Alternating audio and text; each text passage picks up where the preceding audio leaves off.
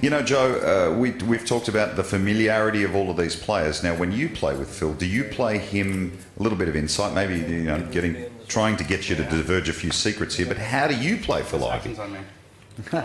He's Phil Ivey, right? No, kind of like... I do remember the first time that I met Phil and I played against him was at the World Series in '05 when I actually won. And I will be perfectly honest, that was very daunting. He had a huge chip stack and he had this presence about him. But, you know, 10 years on and playing with him several times, it's just another opponent, really, at the end of the day. You know what he's capable of. You know he's a high-level thinking player, so you just play accordingly. Yeah, the best way is to treat him like he's just anyone else, right? Well, hard to do. That's the beautiful thing about poker, though. When you sit at the poker table, you know, it levels everybody out. Whether you're rich, whether you're poor, whether you've won, whether you haven't won, everyone's the same because the chips actually do the talking. Phil Ivey has pocket kings here and he's raised it up to 45,000. That's the problem with guys like Phil Ivey, is they get good hands too, right? They're allowed to. Folds around to Dan Smith. And he announces all in, so I can't imagine Phil Ivey's going to fold. A quick call. Dan Smith, our short stack. He's got pocket fours, so, well, he's walked into a bit of a situation here and he's on the verge of elimination. This young man, Dan Smith, just recently won the Global Poker Index Poker Player of the Year for 2014. Well, he's going to need a lot of help. He wants to see a 4 on this flop. Can he take chips off Phil Ivey? The flop. A 9-7-7 flop. Great flop for Phil.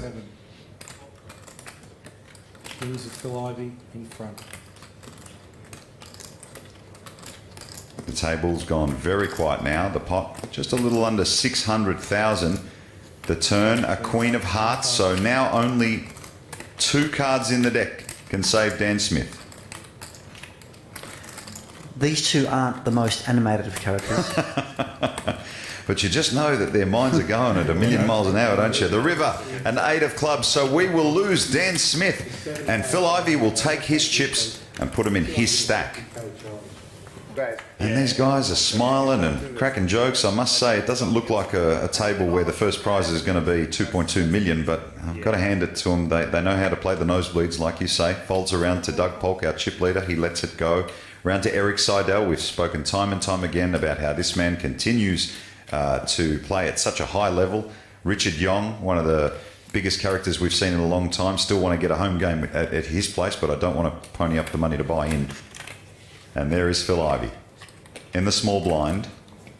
Eliminated Dan Smith a little earlier. Makes the call with ace-5 of clubs and Scott Seiver in the big blind. We'll check. This calling out of the small blind with an ace has become more and more common these days. And it's partly pot control, partly trapping, and, you know, being elusive with the strength of your hand. Scott Seiver with an inside straight draw. Ivey checks, as does Scott. The turn, a 7 of clubs now, so Seiver pairs his 7. Ivey checks again. This time Scott Seiver's going to fire. Bidding 33. Well, Seiver's got middle pair here. He feels confident. Ivey's checked twice. Show no strength at all at the moment. Look at this. Phil Ivey's going to look him up. Well, Ivey has an 8 or a 4 to make a straight. Unfortunately, the 8 won't do him any good. Well, the river's a 5 of spades, so Ivey pairs his 5. Kids to feed. Scott Seiver, though, in control with a pair of 7s. I think Seiver's thinking now, if Ivey has an 8 to make the straight or a 4, he'll bet into me. If he checks, I'm going to bet. If he bets, I'm going to call. And I think Scott will call here. Well, Phil Ivey bets 80,000 into Scott Seiver. This is Phil Ivey at his best, figuring out what his opponent has and betting into him. Scott Seiver, though, he's no spring chicken. He knows exactly what's going on. Ivey, the way Ivey called the flop, certainly looks like he may have been on a draw to a straight. He may get Scott to fold here. And he did, so there you go. We talk time and time again about how he plays at this high level, but he's made his opponent for his hand and he's taken advantage of it. Great play to him. It's just no coincidence that when Phil Ivey gets chips, the table goes a bit quiet. These guys are playing at the highest level, understand that inherently. So Doug doesn't want to bloat the pot unnecessarily. Scott Seiver folds round to the button once again. Doug Polk has been rather active lately. 4 players remain. One of them's going to take 2.2 million, but only one of them has won this title twice already, including last year, and that is Phil Ivey. Polk raises it up with ace-4 offsuit. There he is in shot.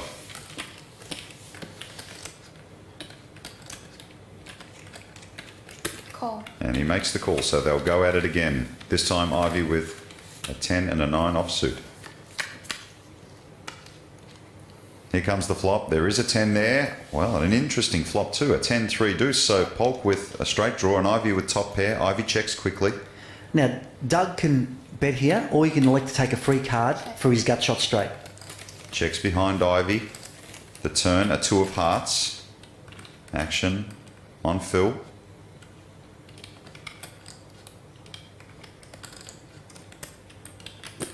Betting 75. 75,000, just a little over half of the pot. Doug can quite comfortably call here with his ace high. He's going to be ahead not most of the time, but a lot of the time he's going to be ahead. And he's also drawing to an ace or a 5. Call. Makes the call in position. The river is a 6 of clubs, so Ivey's pair of 10s are best. Action is on Phil. Can he get Doug Polk to call here with ace high, depending on the amount? He could, yeah. It depends what, how weak Doug sees Ivey as being and what the size of this bet is. Can't really bet too much. Almost bet the pot. Betting 200. That's almost the pot. So Ivey's taken the line that I want to represent a bluff, basically, to get called by ace high. This is the sort of thinking that these guys are doing. Like, he's put Doug Polk on ace high. Ivey said, I've got top pair, I want to get a call. I'm going to bet the maximum to make it look like I'm actually trying to steal the pot.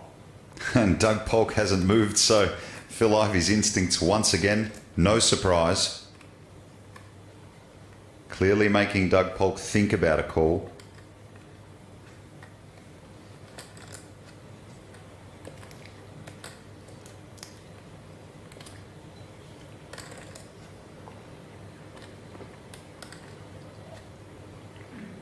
You can almost hear a pin drop in the room. Doug Polk really considering this call.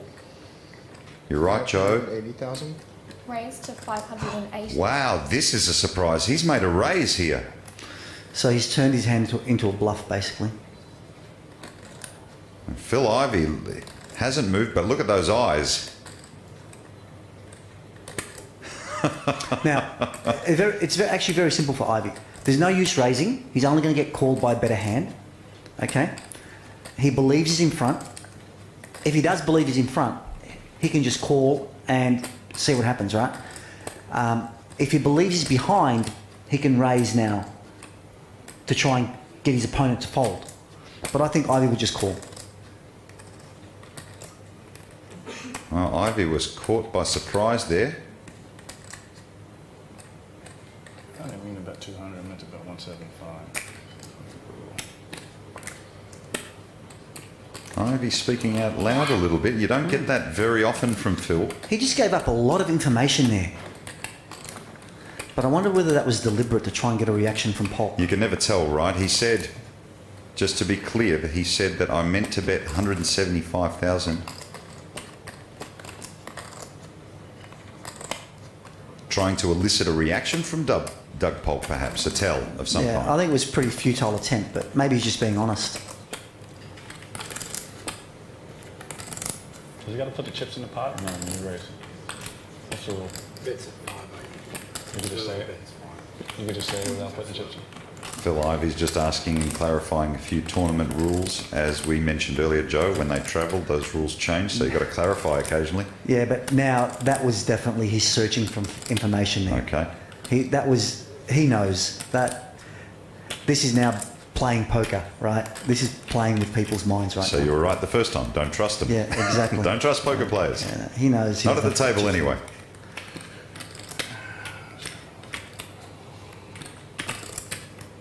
Confused, frustrated.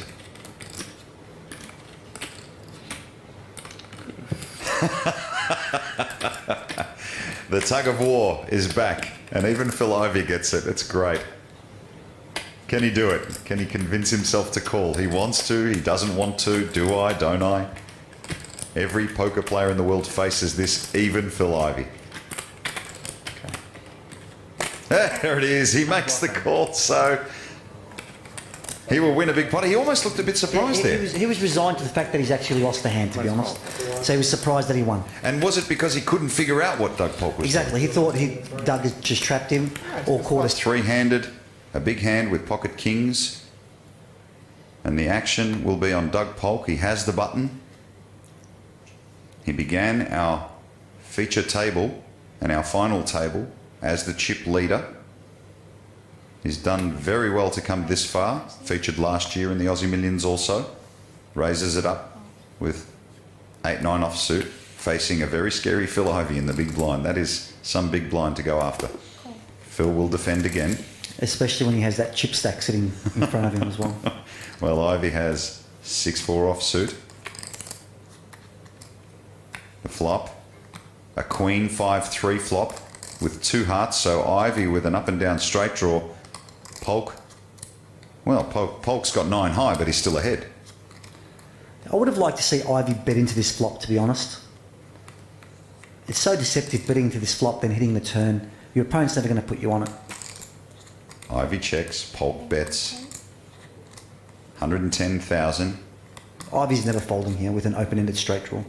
Now, is it just a call or is it a raise or, you know, what are the options here? Either option is valid, depending on what you put your opponent on. You know, he's out of position, doesn't want to bloat the pot just yet. Makes the call, the turn, a 7 of clubs. So Ivey turns a straight.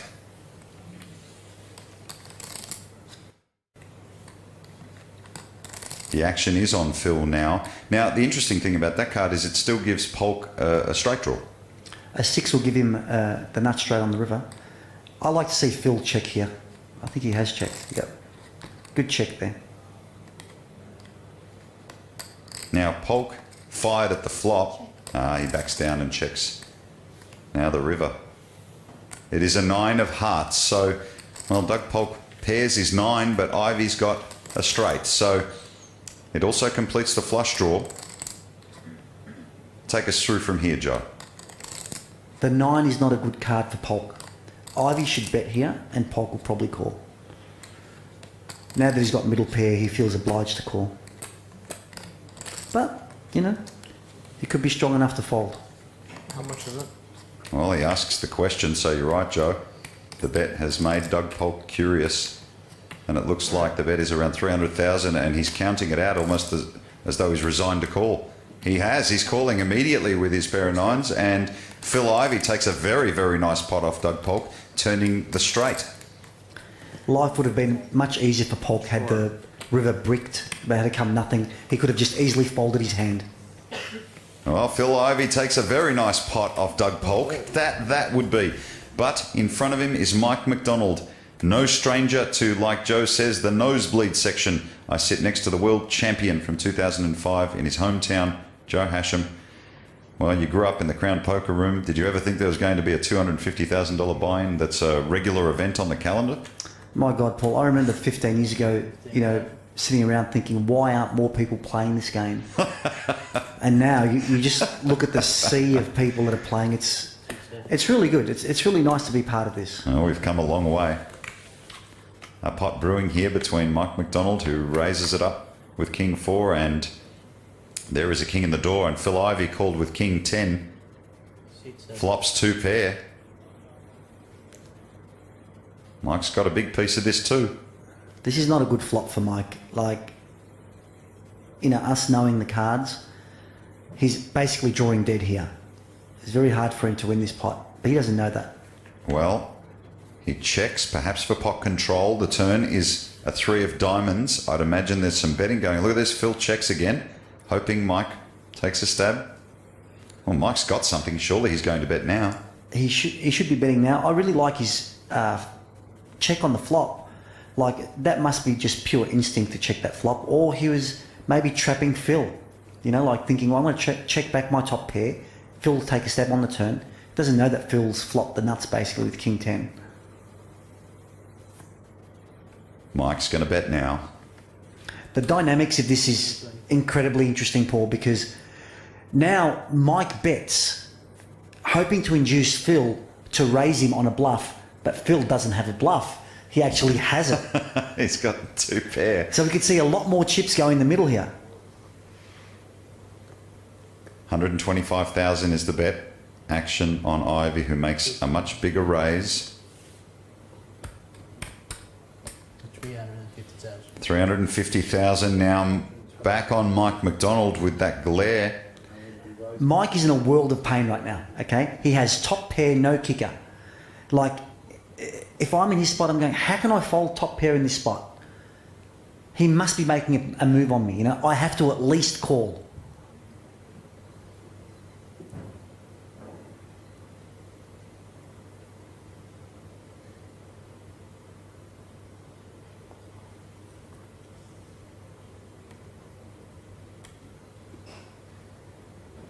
McDonald calls, so we will see a river and Phil Ivey in very good shape.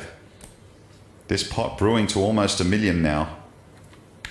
Phil Ivey has him against the ropes. The river is a queen of diamonds. Now, in the context of the hand, does that change anything, that river card? It does, because King Queen is one of the hands that Phil can put Mike on.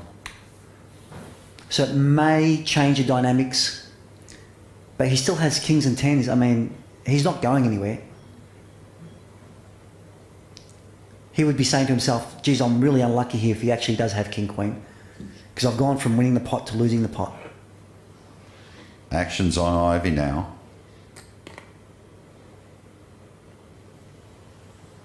Seat 7 bets. He pulls out a pile of chips. The dealer's going to count them out. 600,000. Can Mike fold here? It's a tough fold. He can fold, but Ivey's bet the perfect amount to get him to call.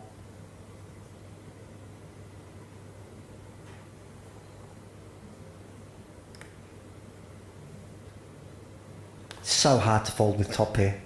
And he does call, so wow, Phil Ivey with a super flop. Look, he was ahead before the flop. He outflopped Mike McD, and unfortunately for Mike McDonald, he flopped top pair, played it very creatively in the end. You're right, a super bet on the river. And that really does make it hard for Mike McDonald now. I mean, how do you stop this man in this situation? This is, now he's got a commanding chip lead. There are 2 things that need to happen for you to win a big pot, Paul. You to have the best hand, your opponent to have the second best hand. Well, we have seen Mike McDonald claw back from almost 9 big blinds to a situation where he was challenging for this, and now he's going to need to do it again against Phil Ivey. We believe he can, but what an opponent he has. Mike McDonald raises the button with ace-queen offsuit.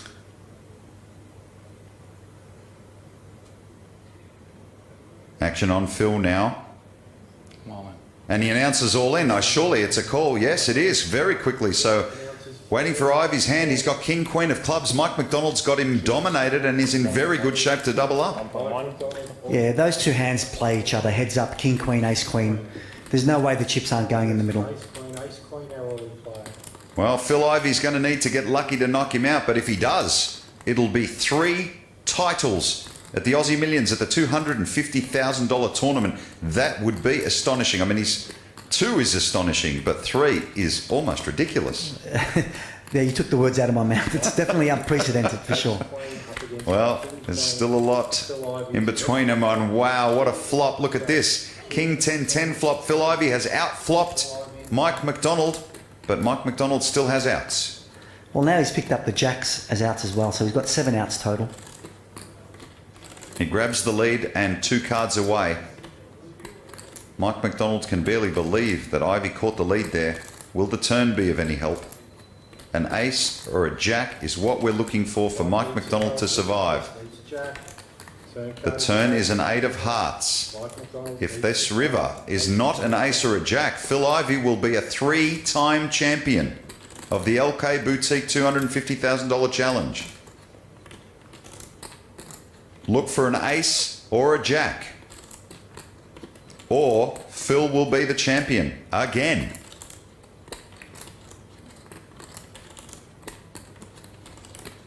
We head for the river. Mike needs Can to Mike take peel the three. river? Remaining this tournament. The river is a 9 of hearts, and that will do it. Phil Ivey, amazing. 3-time champion of the LK Boutique $250,000 buy-in event at the Aussie Millions.